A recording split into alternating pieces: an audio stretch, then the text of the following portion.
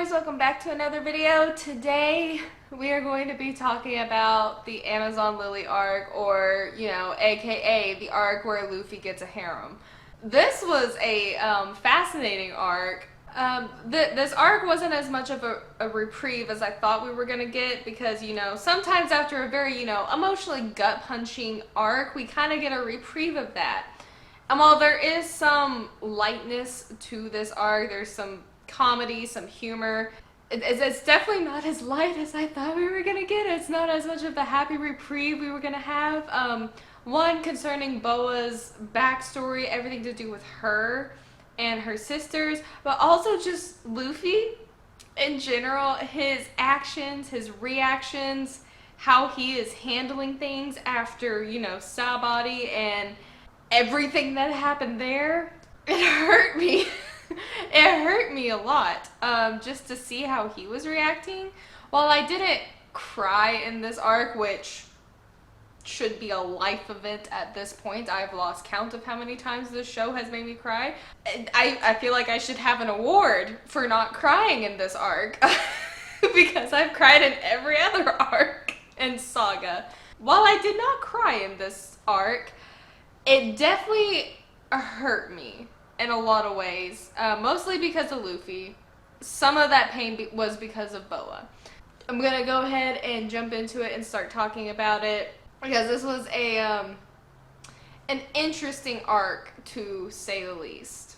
So we get caught up with Luffy, of where he was sent flying through the air for 3 days from Kuma, and he ends up landing on Amazon Lily, this island of women that he doesn't know is an island of women at first. And he's off by himself, and he is just dead set on trying to force his way off this island so he can get back to Sabody. He's got the little card, I think it's called Vivre card. He's got the little card that can lead him back to his friends, and he is just like full force. Only thoughts are to get back to his crew. When that's not working out, he decides to distract himself from missing his crew. Like, when he wants food, so he's asking for Sanji, and then he's like, oh wait, Sanji's not here. And so he decides to eat these mushrooms to cheer himself up. They're laughing mushrooms. And he eats them on purpose, knowing what they are, just so he's not as sad and he doesn't feel as alone. That's when I knew, like, the mental state Luffy was in, is that he was just forcing himself to hang on. He was forcing himself to keep moving. And that made me so sad. The way he was just like, oh, well, now I can laugh even though I'm alone. Even though I'm by myself, I can still laugh. That was so sad. And this is the first time since the start of One Piece that Luffy has been by himself. Luffy, even from the beginning, after he pops out of the barrel in Romance Dawn, he's with Kobe. He finds Kobe, and those two kind of work together until he meets up with Zoro, and then from then on it's like, oh well, him and Zoro and Nami and Usopp, and then it gets Sanji, and keeps going from there. And Luffy's never been alone. And now he is this character who is so centrally focused around the people he loves, around the people he cares about. He is so dependent on them. He depends on them for everything. We've known this from the beginning. Like, he doesn't know how to navigate, which is why he depends on Nami. He can cook, but he's not a great cook. He can't cook enough for himself, which is why he got Sanji. He needed somebody to always have his back in a fight to help him out, which is why Zoro got on the crew. He needed somebody to help with, like, the ship mechanics, and they needed a sniper. Usopp came along. They became friends with Usopp, and then, oh, well, we needed a doctor to take care of everybody, so Chopper came. And then Robin and Frankie and Brooke and all of them kind of came along, and now they're all gone.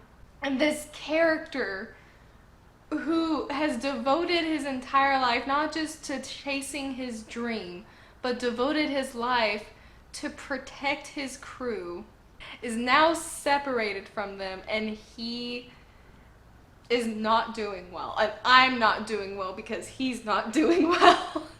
It's very interesting to finally kind of get into Luffy's headspace a little bit, because while we get bits and pieces of it in other arcs, we kind of see his commentary, like when he was fighting for Robin on Enies Lobby, and how he's always commenting about that he needs to get stronger.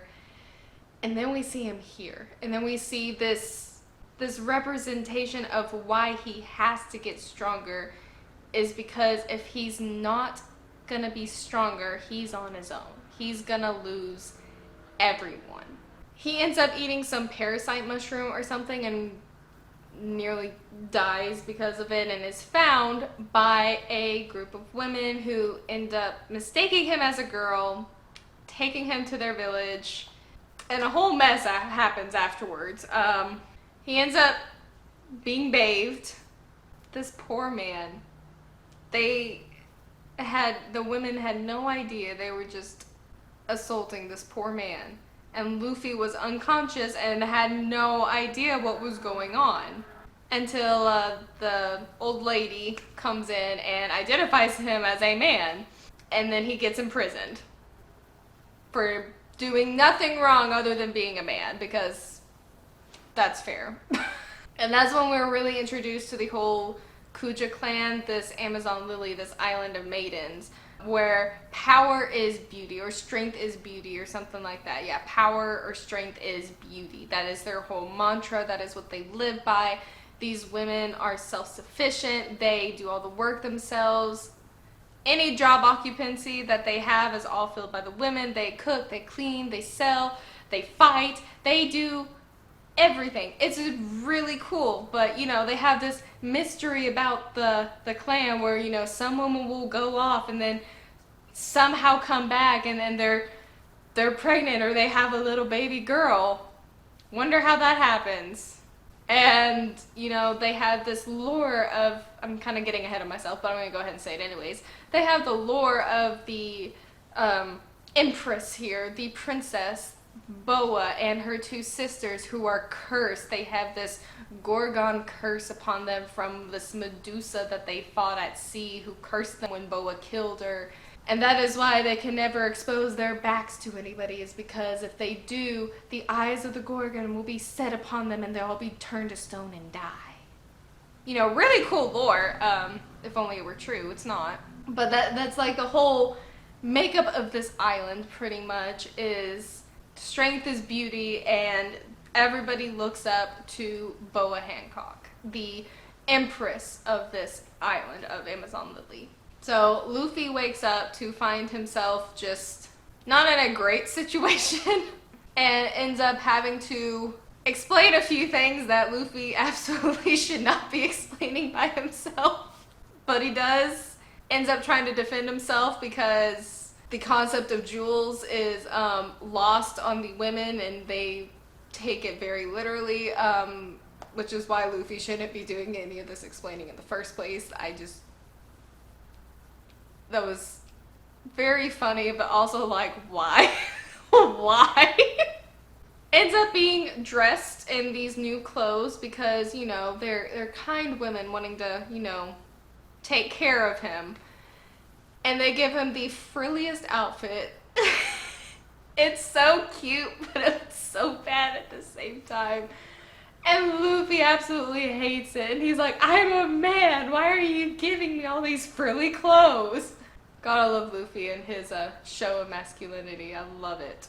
But his outburst ends up making them defensive, and they aim to take fire. They're gonna shoot all of these arrows at him. And Luffy's like, wait, hold on. Let's back up a second here. He realizes that Margaret and Sweet Pea and Ephelandra, I believe is how you say her name, they all saved him. So he's like, oh wait, you saved me. Let me at least say thank you. Now can you please not shoot me? They end up shooting anyways, and he escapes, and they're all trying to capture him. He's on the run and realizes that his card to get back to his friends was in his old pants pocket. So he kidnaps Margaret, which probably wasn't the best move that he could do, but it's the only one he could think of, because At that point, they weren't going to listen to anything he had to say, so he was just like, I'm sorry, I can't talk here, but I gotta ask you something, so we're gonna do this somewhere else. Takes her and runs. They end up having a semi, no, I mean, they have a civilized conversation, him and Margaret, and the expression he gets on his face whenever he gets the card back, he looks so stressed out, he looks so sleep deprived, this man is so worried about his crew, and like just the expression on his face broke my heart. He's holding it and he's like, oh thank goodness this is it. I don't know what I would do without this. And he actually has a really nice moment with Margaret, and she kind of starts to warm up to him and not think of him as just like this sole evil person just because he's a man. But she doesn't really like that feeling because she's been taught all her life that men are evil and that men have this disease. So she's trying not to let herself get attached to him, but because Luffy is Luffy and he has the personality of just precious gold, of course she's gonna grow attached to him. And I love in this conversation Luffy's faith and his determination to get back to his crew. The faith he has in his crew of knowing, be like, no, as long as they're alive, that's all that matters. As long as they're alive, we can make it. We can get stronger. We can fight back. I will be able to continue fighting if my crew's alive. That one sentence speaks volumes about, first of all, Luffy and his intentions, even his dream, and how he feels about his crew. Because he says, as long as they're alive, everything's fine. If they're alive, I can still fight. If we're alive, we can fight. I think that's Luffy's coping mechanism right now, because in his mind, he's like, if I'm alive, the others have got to be alive. If I made it, they made it too. Rationalizing it by himself, being like, okay, we're all alive, we've just got to come together, we've all got these cards, we will be okay. And when he says, if we're all alive, that's all that matters, we can still fight. Almost sounds to me as if, like, if Luffy's crew didn't make it, it would almost be like he would lose his will to fight. He would lose, maybe not forever, but at least for the time being, he would lose that drive that he has that is supported by his crew to become king of the pirates. If that crew disappears from him permanently, then that drive goes away. That passion goes away, because this is an adventure he's going on together. He was never meant to do it alone. He never wanted to do it by himself. And that makes me so sad, and it makes me worried, because I never want to see Luffy ever lose a crewmate. I don't want to see anybody die that Luffy cares about, because first of all, it would absolutely break my heart if anybody on the Straw Hats ever died. But second of all, Luffy's reaction, I think, would hurt me even more, because of how he would react to someone he loves and cherishes dying. Because as we see right now, just being separated from his crew is driving him to a breaking point. He is stressed, he's worried, he's having these different coping mechanisms just to make him feel all right in the situation. And he's not doing that great. He's struggling. And it makes me afraid for what would happen if it wasn't just, oh, we got separated. It's that person is permanently gone. That's what scares me the most. And I pray that Oda does not do that to me. Don't take one of my Straw Hats, please. I suffered enough with Mary. I don't need to suffer again, okay? That's just putting it out there. It doesn't need to happen again.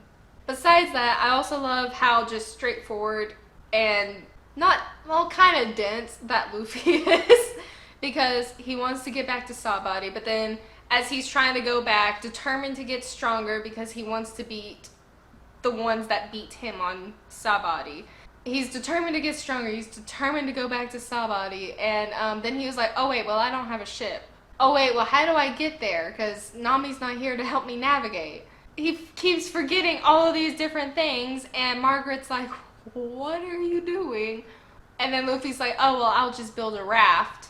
Worst idea ever. Raft breaks because it's a bad raft, because he's not a craftsman like Frankie or Usopp, and he even mentions like, oh, I wish Frankie were here, he'd be able to fix me something really quick. Margaret ends up having to save him, and by this point Margaret's just attached by Luffy, and she is not okay with that, so she tries to attack him again, saying like, I can't let myself be attached to you, you should have just gone somewhere far away. And that's when we realize that the arrows that the Kuja clan uses are infused with Haki. First of all, if Haki is some sort of like energy, how do you infuse it into an arrow? What technique do you have to do to do that? I'm not sure. But yes, Haki makes anything like 10 times more powerful. So Luffy definitely can't get hit by one of those arrows. So he's back on the run, and that is when we get our entrance of Boa Hancock, the warlord of the sea that I was not expecting. I think we've heard her name before, but now we finally meet her, and her being a warlord is just fantastic. Her no cares given attitude at first, how cold and brutal she is, and then how she uses her charm to basically stone all these men to death. Well, not to death, but she uses it to stone them. And while I'm thinking about Haki, I have a theory on Boa's Haki, because later on, we realize that Boa has the Conqueror's Haki as well. This Spirit of the Conqueror that she can use. That is the Haki that she has, which is a really rare one. I'm wondering, because it doesn't really say how she uses her Haki, it's not really explored, we just know she has it. I'm wondering if the way she is able to charm and manipulate others is how she channels and uses her Haki to her favor because of her devil fruit, the love fruit. If she uses her Haki to enhance the powers of her devil fruit so that they work hand in hand, because that would be like the easiest explanation why she can, you know, puppy dog eye her way out of things, how she can just like pout her lip and be like, oh well I'm sorry, or oh well I'm beautiful, and it works on everybody. That would be the reasonable explanation, because she can just charm her way out of any situation, and that might have to do with her use of Haki and how she uses it. That's just my theory right now, because I still have absolutely no idea what Haki is. We still don't get an explanation. I'm just spitballing here. But we get Boa's entrance with her confrontation with the Vice Admiral, how he's basically saying, hey, you've been summoned to go fight Whitebeard with the other warlords. We need your answer. She keeps saying no, but if she continues to say no and she doesn't fight, then her title as warlord is going to be stripped, which puts the island in danger, because they could be attacked very easily by Navy ships. Even though they're on the Calm Belt and surrounded by Sea Kings and everything, they could still be attacked because of the Navy's technologies. Boa seems to not care. She seems very dismissive, but once we learn her backstory, it makes sense why she's so dismissive. Is because she wants nothing to do with that place. She doesn't even want to go there, which is pretty understandable. So she turns those men to stone, and the only way the Vice Admiral basically combats it is by stabbing himself in the hand to keep any bad thoughts from his mind, focusing on the pain instead. And she leaves him there, goes back to the island, has this very flashy, extravagant, and dramatic entrance, and it's very clear how much everybody on the island loves her. They call her the Snake Princess. She's their empress.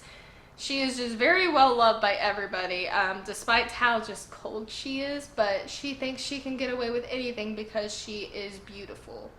And I think her whole mantra of being beautiful means she can get away with anything, that she would be forgiven for anything, has something to do with her strength of like her capabilities with strength, even though we don't really get to see it, but also with the Haki she has. I think it has to do with the Haki, and maybe, it's, kind of related to her trauma. Thanks for that, Oda. I really appreciated it.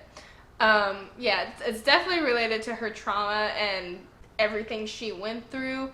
I'll talk about that in a second. But then we get the whole bath scene, which is where the whole war of the Gorgon eyes on their back comes into play. So everybody has to evacuate so she can take a bath.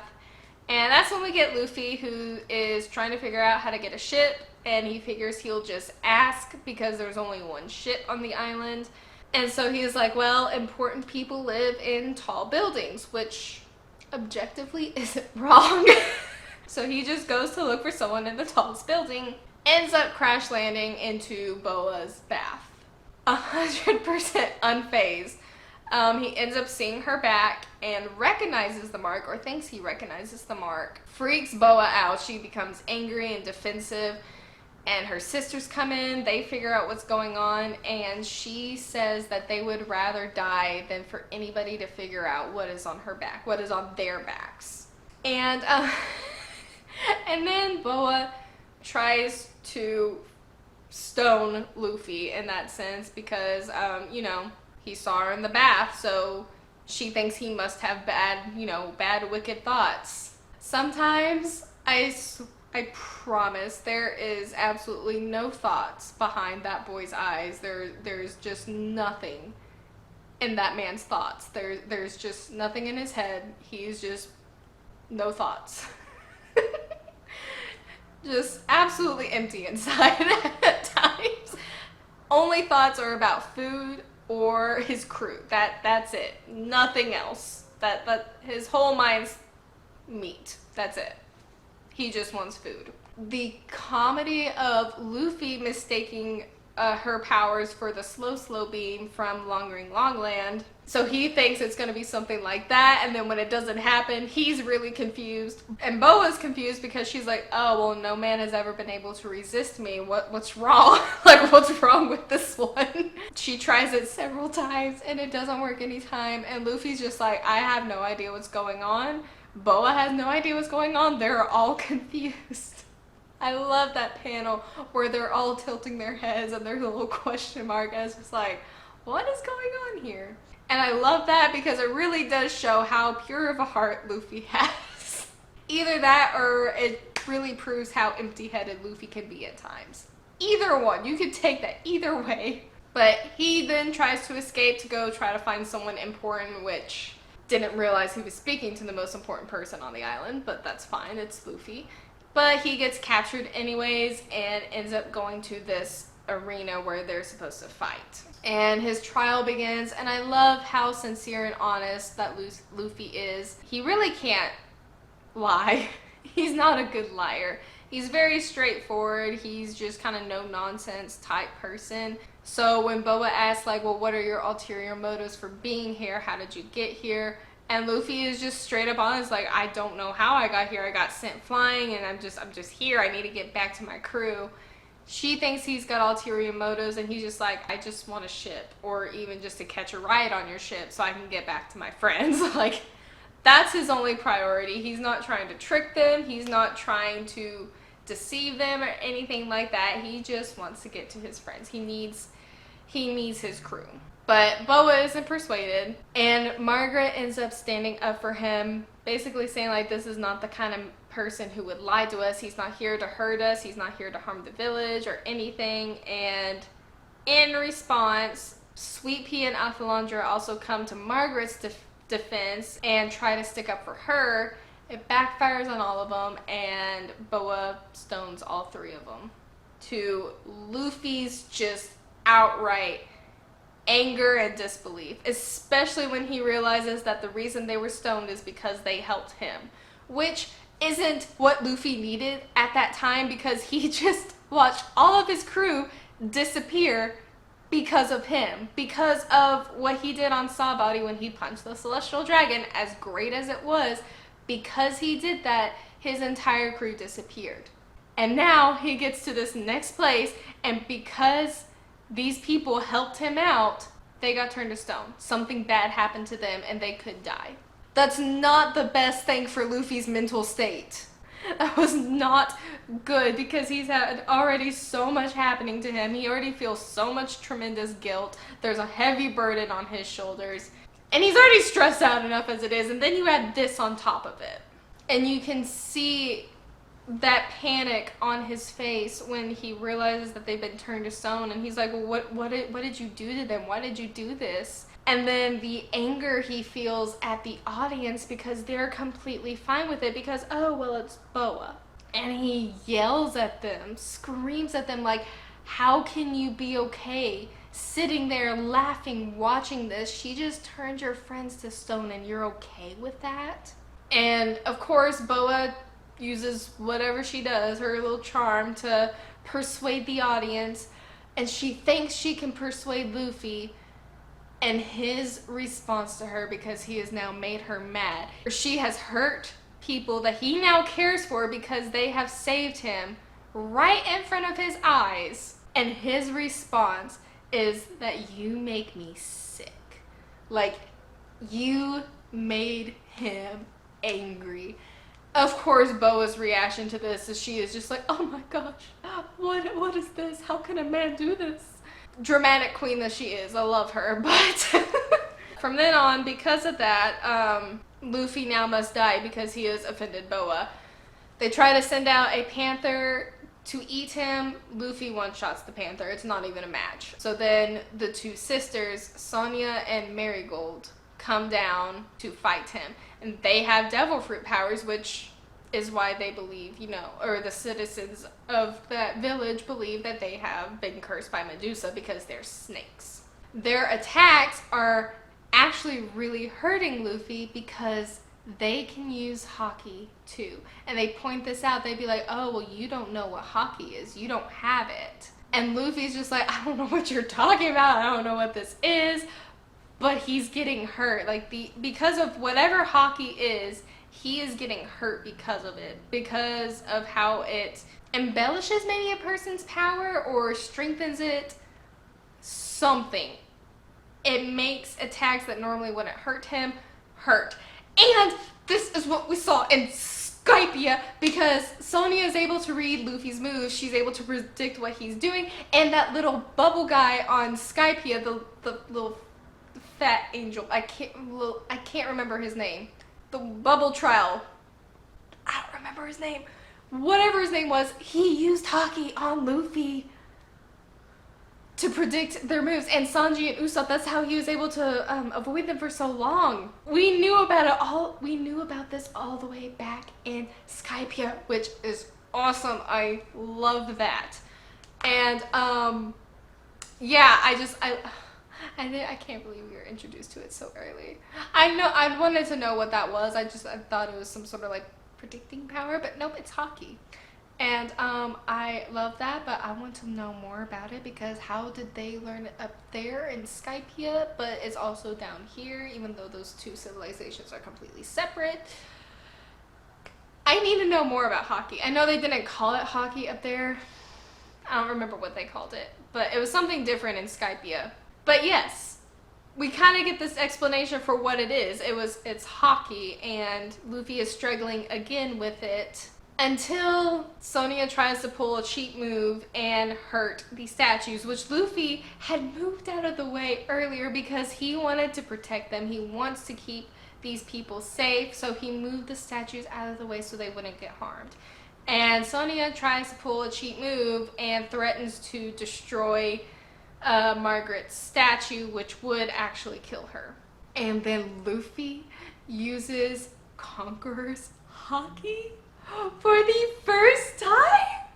And it's not just any Haki, it's called Haki of the Supreme King. Only like 1 in a million people can have or possess this Haki. The only other person that they know of that uses this is Boa herself, which I think this is the same Haki that maybe Shanks has, and Rayleigh potentially, which is so cool. But I love what they say whenever Luffy uses it, and he makes so many different warriors pass out and terrifies everybody else. That man is a natural born king. King of the pirates. That's foreshadowing. That's got to be foreshadowing. He's a natural born king. He's got to be king of the pirates. That's just, that's how it works. That's how this is gonna work. And Luffy doesn't even realize that he used Haki. He doesn't realize the magnitude of the Haki he has. He possesses what he can do. So because he doesn't have any control of it, they're like, okay, well, let's just fight him as normal since he doesn't have any control of it. Luffy is not phased and decides like, okay, well, I'm not gonna hold back anymore. Goes all out, gear 2, and ends up beating them by outwitting the Snake Sisters because he ends up using the fire ability again that Marigold has against Sonia by having them clash together, and then ties their tails together so that they can't escape. Very clever, and I love the little peace signs he throws up when he ties the tails together. It's so funny. Ends up defeating them. But then Luffy, gosh, I love this man. He is such a great character. Sonia's back is about to be exposed, and once they realize it, they are terrified for anybody to see what's on her back. Luffy realizes this because he remembers the conversation between him and Boa when he was in the bath. Jumps on Sonia's back, even though it was previously on fire and it's hot, risking burning himself to cover up her back. And then they're like, why would you do this? Like, why would you do this for us? We were just trying to kill you.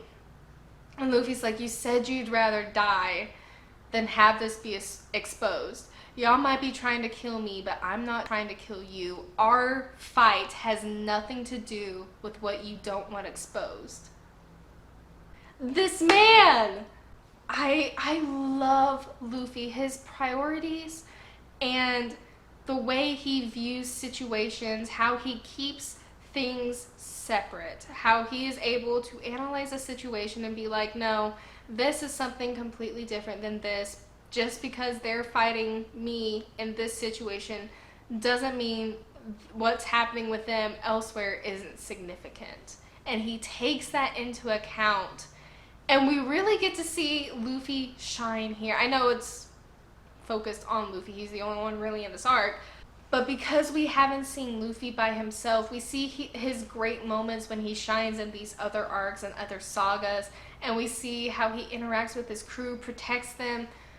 But now when he's by himself, that gets amplified. And we get to see him protect others that were going to hurt him. Protect others that were actively trying to hurt him. And he does it without a care. Because one, that's just who he is.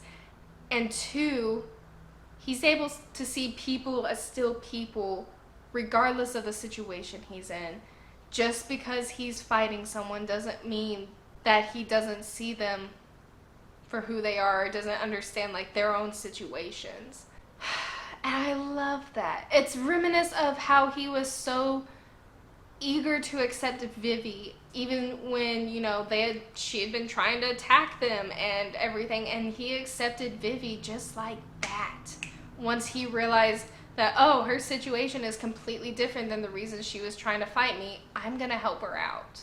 Same with Conus from Skypia, when she betrayed them to turn them in because she had no other choice, and Luffy was like, why did you do this? Like, you should have just let us go. Luffy's always been like this, and I love that it was highlighted again in this situation, because this situation was very different than the others because, again, Luffy's by himself. And we know his desperation to get back to his friends, and something like this could have easily jeopardized that. But he does it anyways. And I just love that. And Boa's reaction to Luffy's words, she starts to cry. But she's like probably 90% sold on Luffy at this point, and she's still missing like that little bit. So she decides, after everybody clears the area, she decides to give Luffy like this one final test, because she still thinks he's faking. She still thinks he's got some sort of ulterior motive, which, knowing her backstory, I completely understand. So she decides to give him one last test of, oh, well, you said you wanted a ship. Well, here's an ultimatum. You can either have your ship and leave, or these people can be turned back to normal. Luffy, without hesitation, says thank you so much. That means you're gonna turn them back, right? And bows his head, and his hat tips off, and he's like, thank you so much. That scene almost got me, because it's like, wow, Luffy. Just, first of all, how he was able to care for these people, that he would, how did the granny put it? He didn't even hesitate, that a man with such powerful Haki would bow so readily for the sake of the ones he is indebted to. That is just the embodiment of who Luffy is. We know how torn he is. We know how much he wants to get back to his crew. And yet he decides to prioritize these strangers, pretty much, to save their lives just because they saved him. Impeccable, man. And of course, Boa and the others are just shocked by Luffy's decision, but Boa is now 100% on Luffy's side. And she unstones them. I don't know if there's like a proper term for that, but she fixes them, gets the girls back to where they were, and Luffy's so happy. He's like, oh, thank goodness, I thought y'all were goners. Oh, I love that. And then Luffy ends up being invited up to the palace with Boa, and she decides to tell him the truth. Again, I love that Luffy sometimes just no thoughts but food in his mind. He thinks it's going to be a banquet when Boa invites him behind the curtain, and then he walks back and he's like, what are you doing? Where's the food? I love Boa's just like, she has no idea how to handle Luffy. Luffy is like the embodiment of a person she has never met before. He's like this strange little creature to her, because he's not like any other man she's ever met before. Not bothered by the fact that she just took off her top to show her back. You know, he's not bothered by that. He's just like, what are you doing? No evil or impure thought in that boy's mind whatsoever. And I love him for it. But that is when we do get Boa's backstory. How she was kidnapped from her ship, when she was 12, and sold into slavery. And the mark on her back is the claw of the Celestial Dragon. It is a branding mark. I thought I hated the Celestial Dragons enough, but I hate them even more. She and her sisters were branded as slaves to show that they belonged to these nobles. Oda does a really good job of implying what happens, but not explicitly saying what happens. He could have gone into gruesome detail here, especially with the implications. He could have gone into horrific detail, and yet he chose not to. One, I think maybe for sanity purposes for both the reader and for him, because it is very hard to write detailed scenes like that. It can be very heavy laden on the writer, it can be heavy on the readers. It's heavy on both ends. That might be why he left it to implications, but also storytelling wise, leaving it up to the reader to decide exactly what happens while giving some context and some details about the situation can almost make it even more horrendous in a sense than if you explicitly said what happened. Because with the knowledge of Boa and her sisters being forced to eat their devil fruits for the noble's pleasure and for entertainment, has a million different dark connotations to it. And knowing that she was held captive by these men that in her memory they're just dark shadows that haunt her, to the point where even talking about it sends Sonya into a full-blown panic attack, even though she's not the one recounting the story. Horrible. What happened to her and her sisters were horrible. And I love that Luffy, as he's listening to her say these things and he can see how much pain she's in just trying to get the words out, he's like, hey, like, stop. Like, you don't have to tell me all of this. Like, I get it. You don't have to tell me if you don't want to. Because he can see how much pain it's bringing them just just bringing up the topic, just thinking about it, and he's like, y'all don't have to do this, which is great. Because Luffy has more emotional maturity than I think a lot of people, even me, at times give him credit for, and this really shows that emotional maturity because he gets it before they even say it. Boa still continues regardless. She has deemed Luffy worthy of knowing everything. And she tells him of how Fisher Tiger climbed the red line by himself and infiltrated all on his own and set them all free. We get so much more information on like the fishmen that were held captive, how he wanted to set all those people free. And even though Fisher Tiger didn't like humans, he freed all the human slaves too. And many other different species as well. He was the one who ended up founding the Sun Pirates, which is where Hachi's mark comes in, because Hachi has the mark of the Sun Pirates, and that is the mark that was stamped over the branding of the Celestial Dragons in order to implement some freedom for the former slaves, which is just so powerful. But we don't know for sure if Hachi was a slave, but if he was, that just adds so many different layers to that story, to that storyline. And I love that you can see how different people respond to traumas. We have, the Arlong pirates with their trauma of being hunted and sold. They ended up becoming the thing they hated. They became the one who enslaved others when they went to Nami's village. Their trauma ended up turning them into the people that they hated the most with the Arlong pirates. And that might be one of the reasons why Hachi ended up leaving, ended up escaping from that and turning over a new leaf, because he realized that he was the very thing that they hated. And then on the flip side, you have Boa with her trauma, and she chooses to bury her trauma and hide it because she cannot stand the idea of ever being used, ever being manipulated, ever being seen as weak or vulnerable by anyone ever again. So she deceives an entire nation in order to hide her trauma, builds this facade, this personality that she can put up, that beauty and strength, or power and strength is beauty, that she can be the most beautiful person in the world, that everything that she does can be forgiven just because she's beautiful, all ties to the trauma that she must have undergone as a slave, where I don't want to get too deep into that. But because of her trauma, she decides to suppress it and deceive people and build this facade around her to protect herself and act very cold and off-putting at times, but use her charm to still draw people into her. Because one, I don't think she wants to be alone. Two, because again, like she states when she finally breaks down to Luffy and cries, that she never wants anybody to take advantage of them again.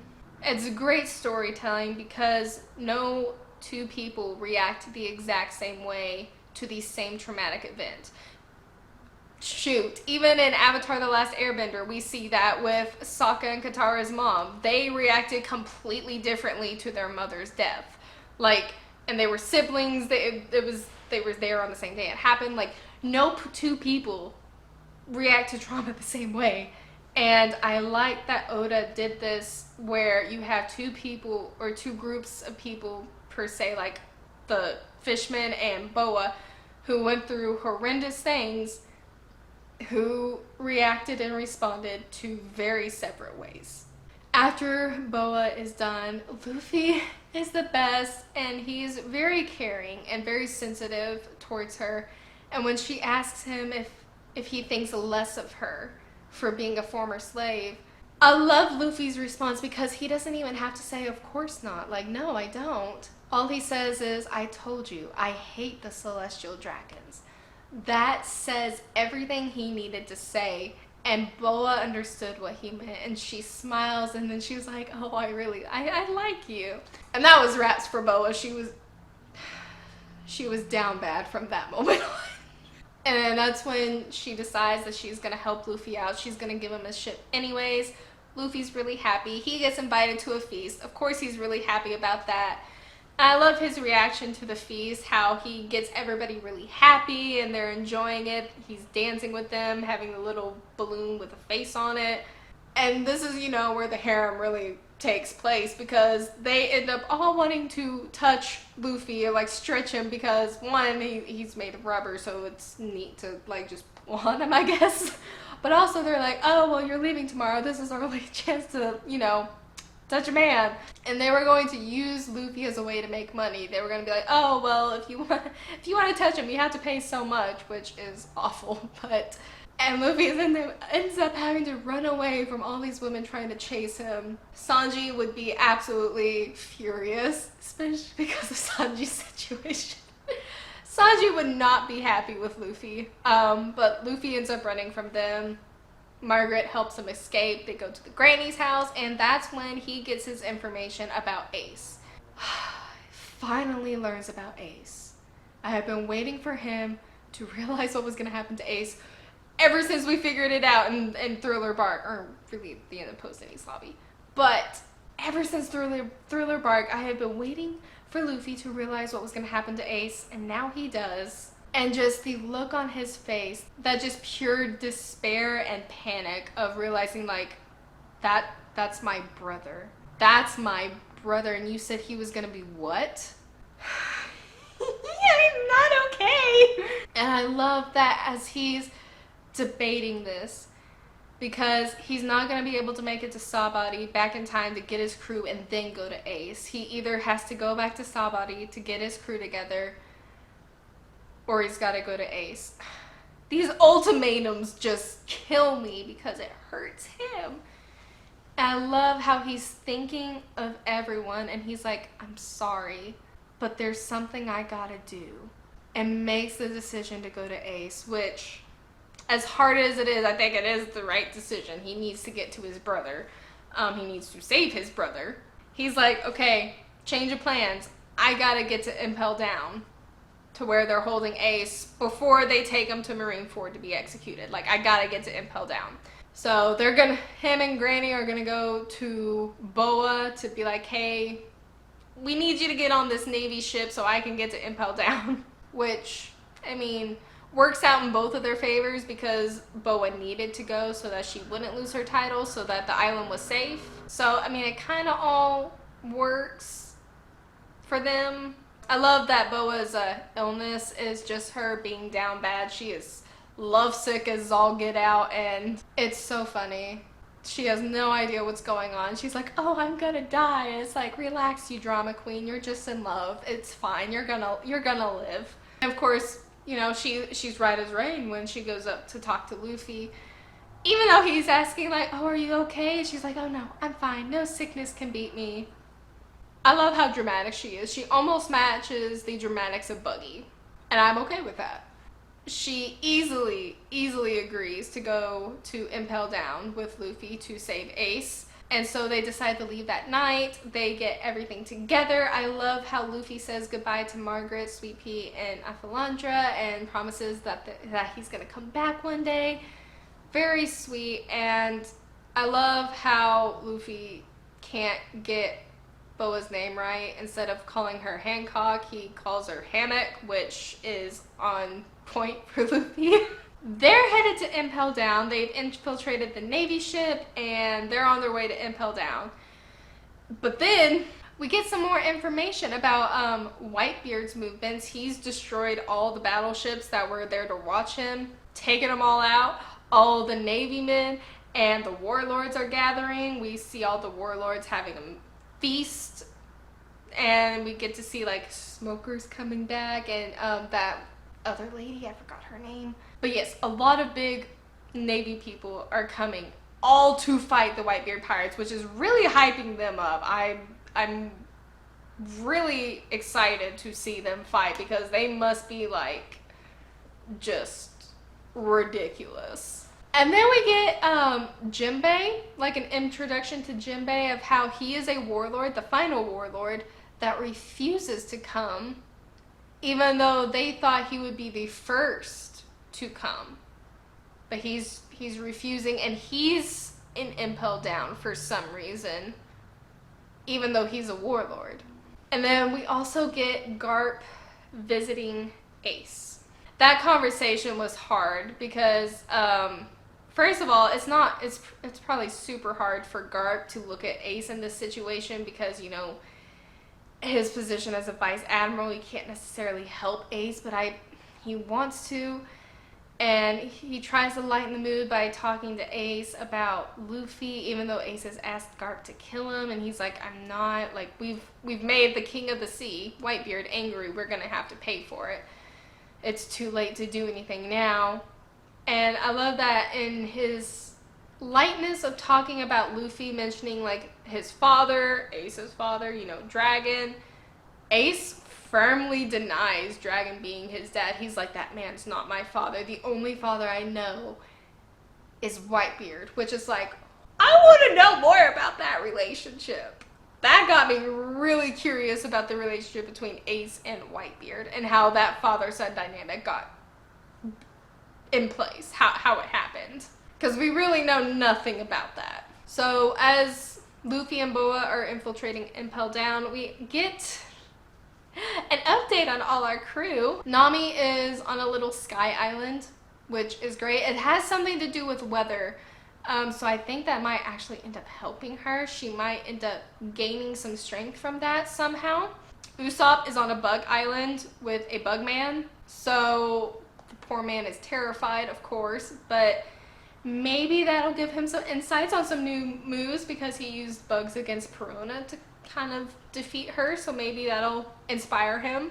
Chopper's on Treasure Island with birds that want to eat him and giants that want to eat him. I don't know how that's gonna help him, but I'm scared for him. Frankie is on a mechanical island, but it's like a blizzard island. But if it has to do with mechanics and like fixing things, maybe again that'll help him. Zoro ended up in this haunted mansion with Perona. Perona's alive and well, and she healed him. She fixed him up, which thank you, Perona, for doing that. I have a feeling that's not going to be a great situation, but we don't really get anything else. And then the two worst ones, Sanji ended up, I feel so bad for Sanji.